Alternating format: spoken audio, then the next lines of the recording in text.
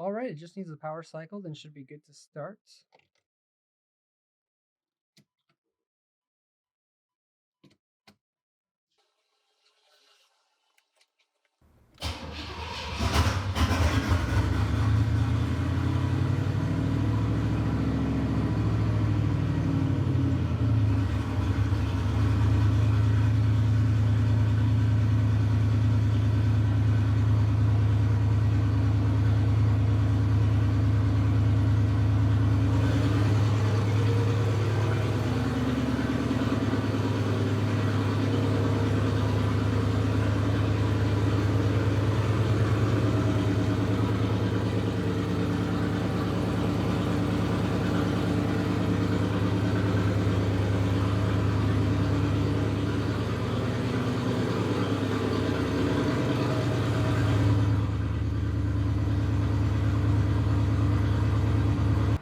We have a 69mm twin scroll GT45 turbo, matched with some old intercooler piping I have from some old projects over here.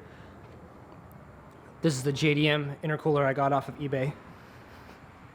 And we're also running an old SSQV super sequential blow-off valve from HKS that I've had from a while.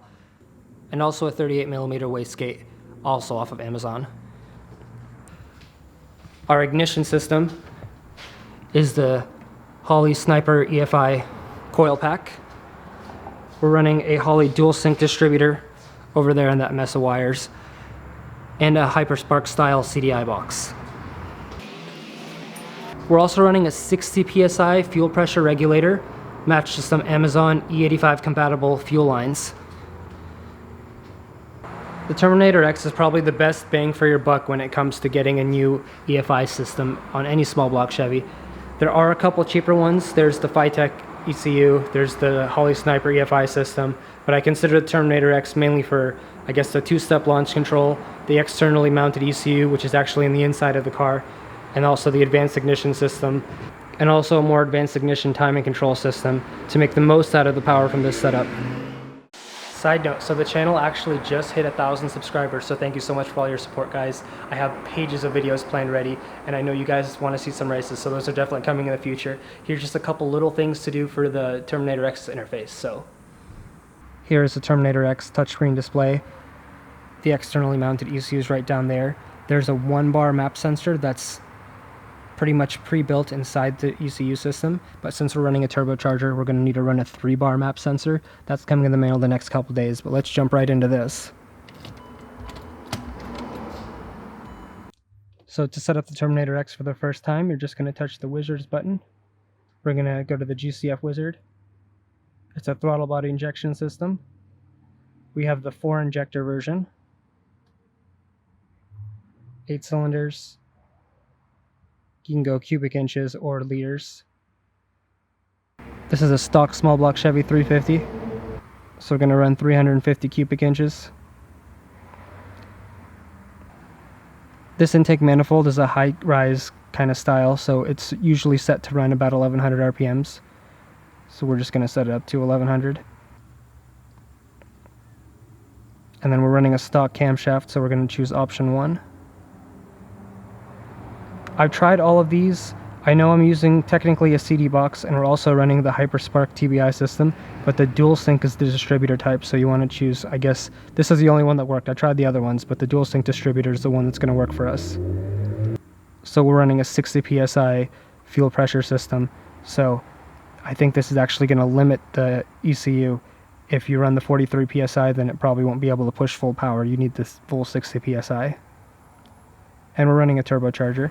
And then we're going to use the internal 1-bar map sensor. And then as soon as you hit start, it's going to set up all of your stuff. Then it's just going to ask you to cycle the key. Turn it off. Back on. You can hear the fuel pump priming. And then we're just going to open our monitors so we can see what's going on here. There's initial startup. My favorite one is the vitals.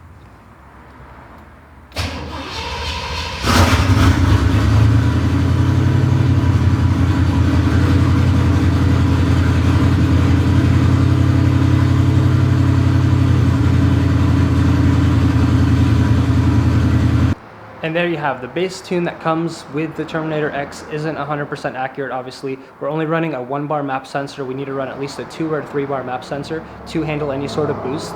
The bar is pretty much saying how much atmospheric pressure it can hold, and 1 bar is just base atmospheric pressure, which is like, you know, obviously no boost. But if you have a turbocharger, you're going to be increasing the amount of pressure into the intake system. So the 2-bar map sensor is the minimum of what we need, but we got a 3-bar map sensor just in case one up bar in the future, or up the boost in the future.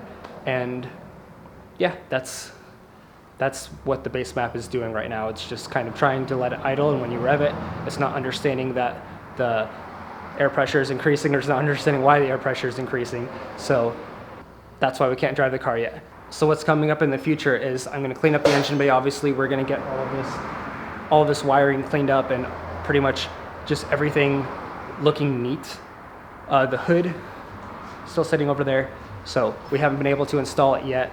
I guess we're going to have to either cut it or get an aftermarket hood that can fit this huge bulgy thing on the top, but that's coming in the future. First goal is to have it running good, looking good in the engine bay at least, because we still have that hole over there in the corner.